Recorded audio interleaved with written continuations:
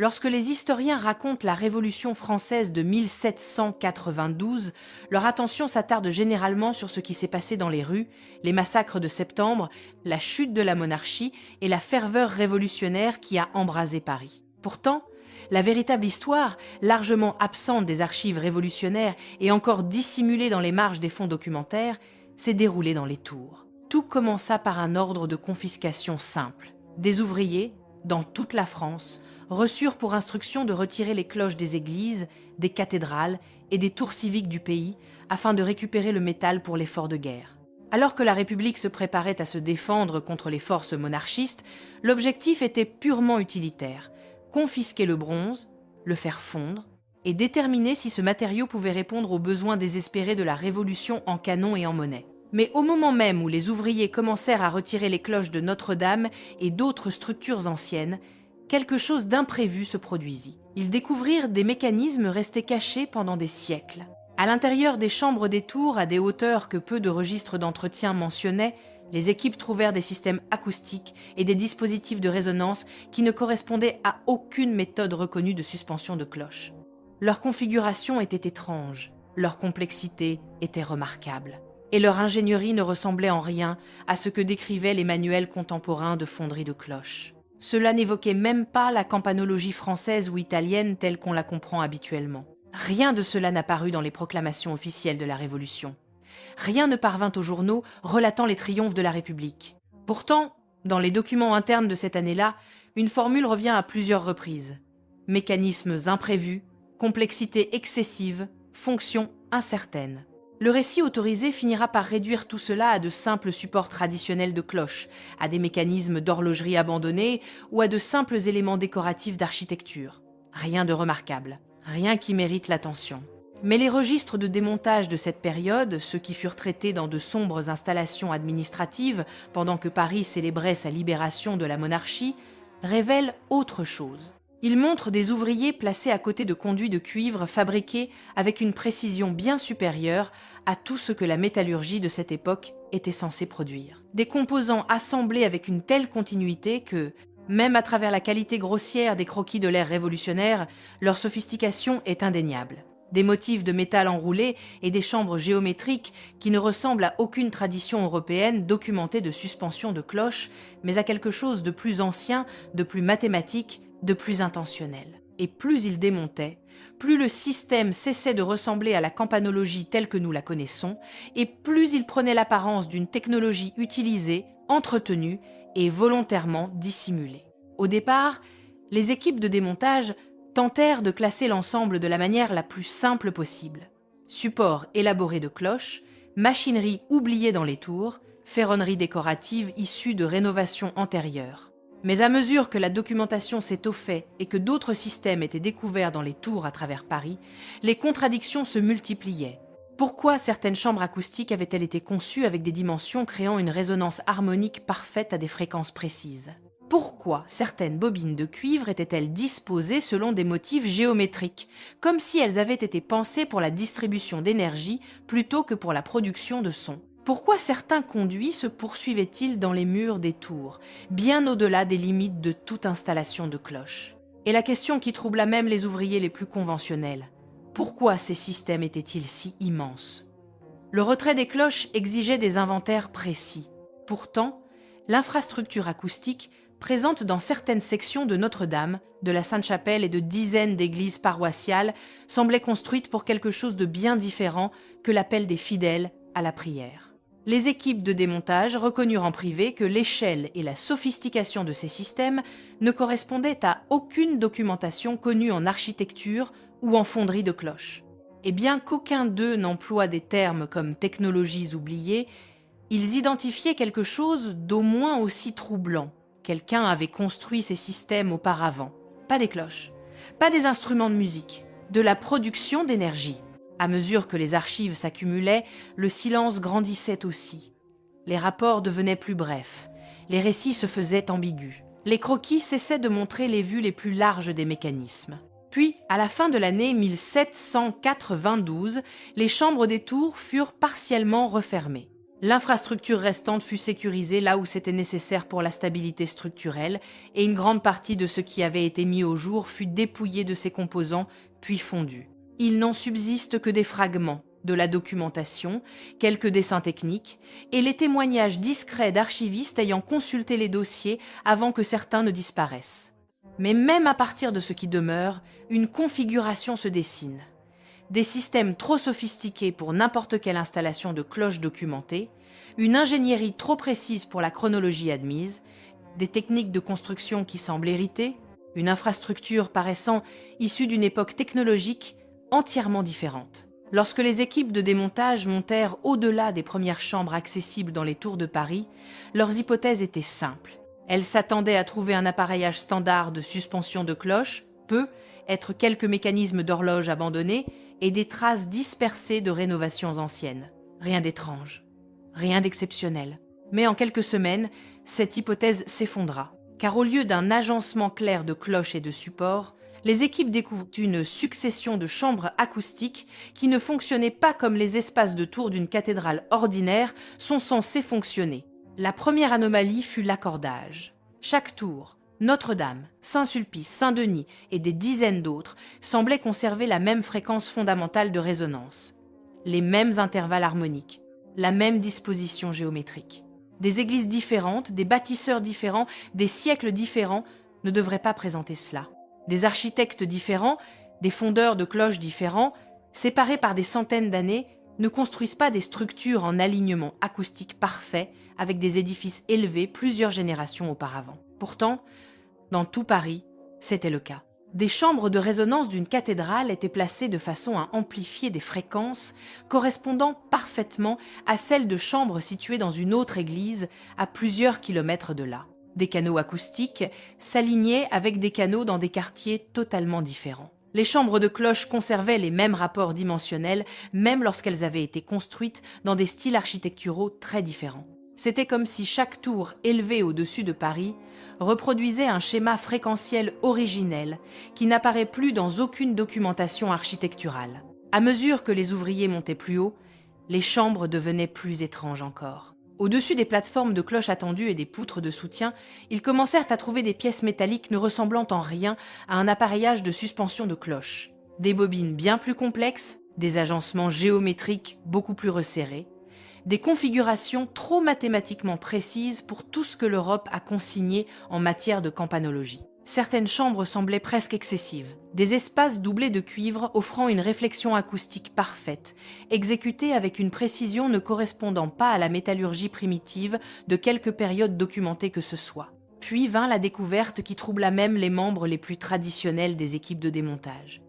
Des dépôts cristallins, des formations minérales recouvrant les surfaces métalliques, des substances cristallisées en motifs qui ne se développent qu'après une exposition vibratoire prolongée à des fréquences spécifiques. Or, il n'existe aucune documentation historique indiquant que ces tours aient produit autre chose que des sons de cloche ordinaires. Aucun document n'indique un fonctionnement acoustique continu d'une intensité suffisante pour créer de telles formations. Rien n'explique pourquoi des portions entières des chambres des tours semblent avoir été soumises à une résonance harmonique continue pendant des siècles, peut être des millénaires. Les croquis réalisés lors du démontage en 1792 le montrent sans ambiguïté.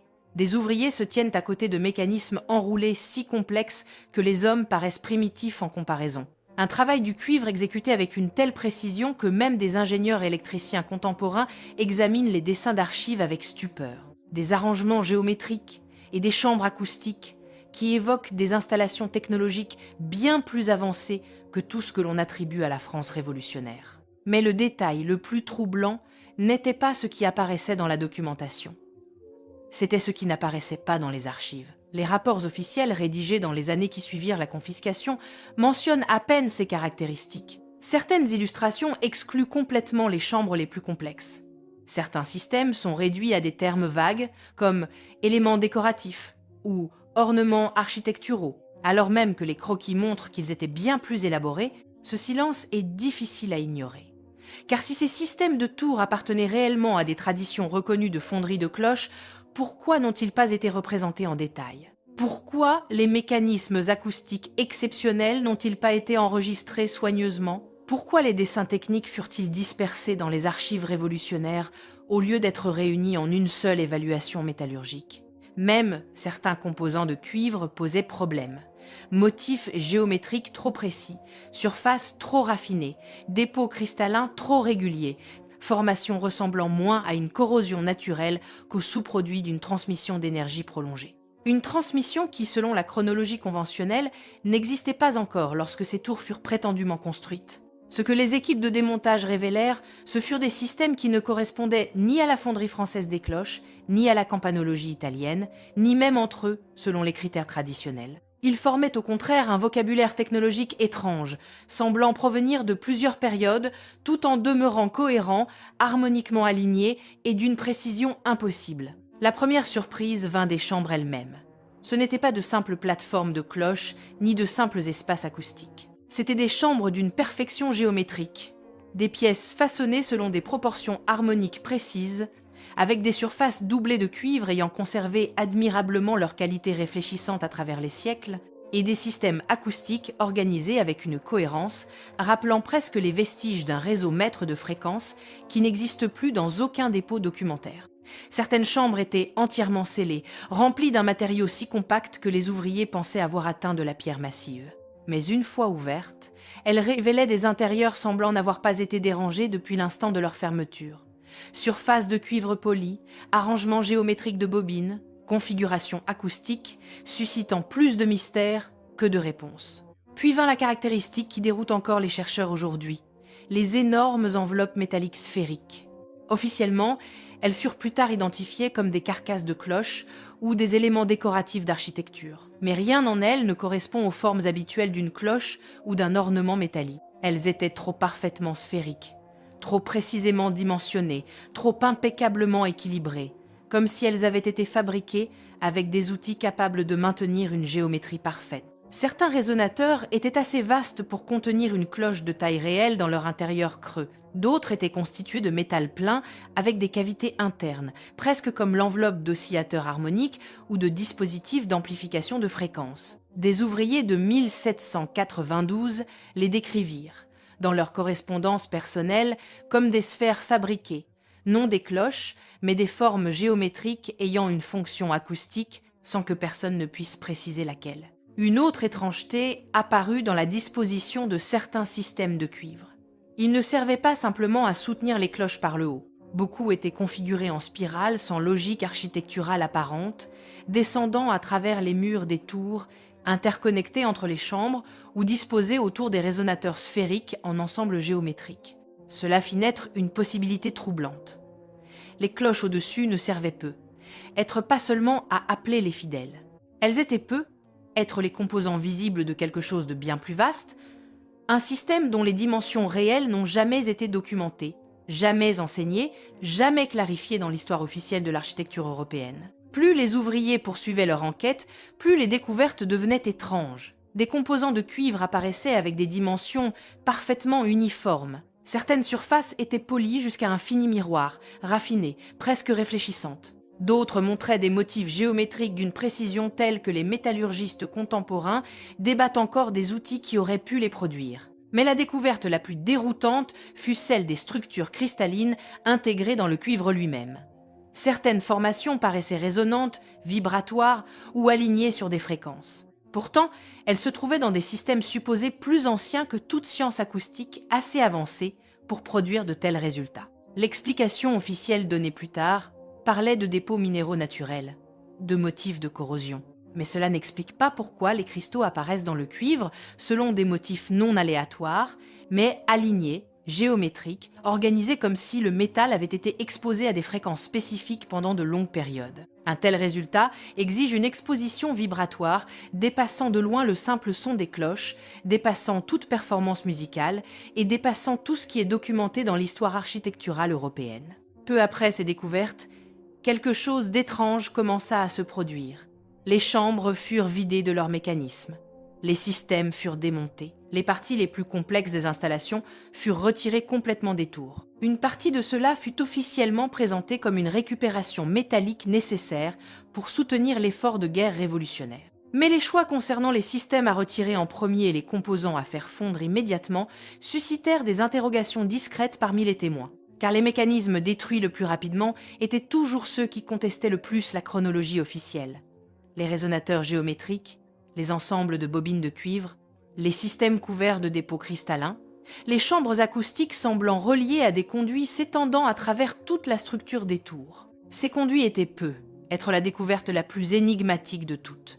Ce n'étaient pas des éléments architecturaux disposés au hasard. Ils faisaient partie d'une configuration systématique, d'un réseau de canaux ressemblant moins à des détails de construction qu'à une véritable infrastructure, alignée, calculée, organisée comme si elle avait autrefois été reliée à un réseau harmonique bien plus vaste, reliant chaque grande tour de Paris, et peut être au-delà, bien avant, qu'aucune culture reconnue par nous n'ait documenté de tels systèmes.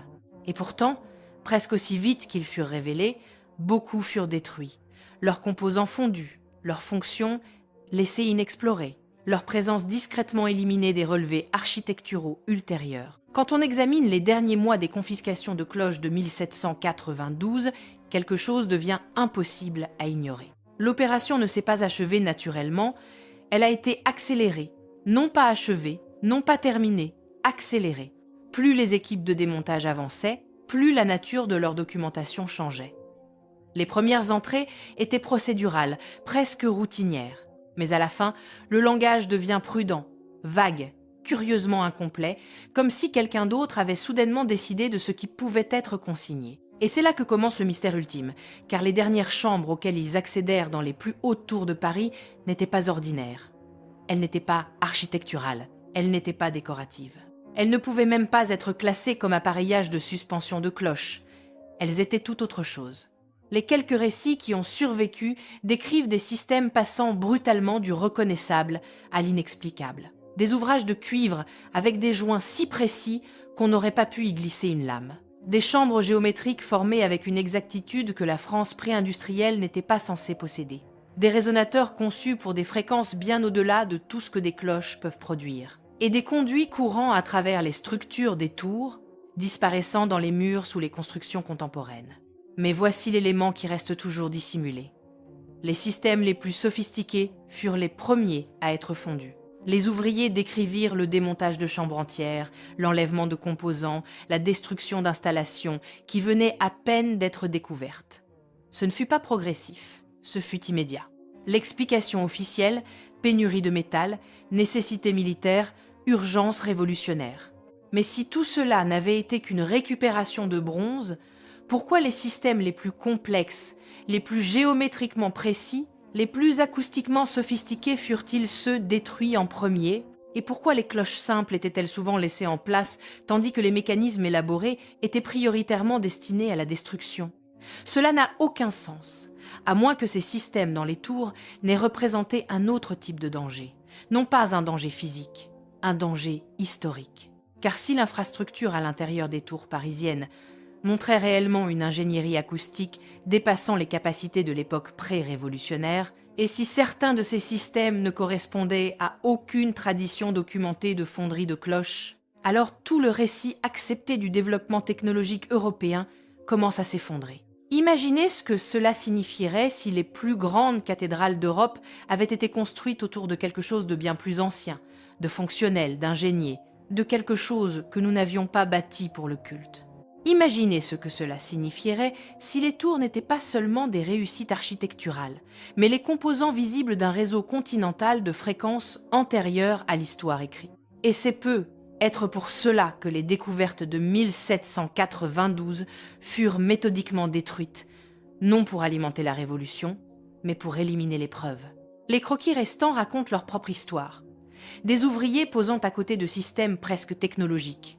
Des agencements géométriques évoquant la génération de fréquences, des chambres acoustiques trop sophistiquées pour l'époque qu'on leur attribue. Ce ne sont pas le genre de découvertes que les historiens aiment expliquer, ce sont le genre de découvertes qu'ils préfèrent ne pas évoquer du tout. Et cela nous conduit à la question ultime. Pourquoi les preuves les plus sophistiquées, les systèmes acoustiques les plus complexes, l'infrastructure la plus géométriquement précise, furent-elles détruites avec autant de soin? Car lorsqu'on prend du recul, le schéma devient évident. Les chambres de résonance furent démontées, les ensembles géométriques de cuivre furent démontés, les résonateurs sphériques furent démontés, les conduits alignés sur des fréquences furent démontés. Les systèmes recouverts de cristaux furent démontés. Et même une partie de la documentation technique disparut, comme si la confiscation avait, par inadvertance, révélé un chapitre d'histoire qui n'était pas censé émerger. Un chapitre plus ancien que la monarchie française, plus ancien que le christianisme consigné, plus ancien que le récit qu'on nous a transmis. Et pendant un bref instant, en 1792, les tours s'ouvrirent assez pour le révéler. Mais au lieu de l'examiner, ils le détruisirent, le fondirent, le démantelèrent, l'oublièrent, ou firent semblant de l'oublier. Car si les grandes cathédrales d'Europe dissimulaient des systèmes de génération de fréquences érigés par une civilisation que nous ne reconnaissons plus, alors la vraie question n'est pas ce qui fut découvert en 1792.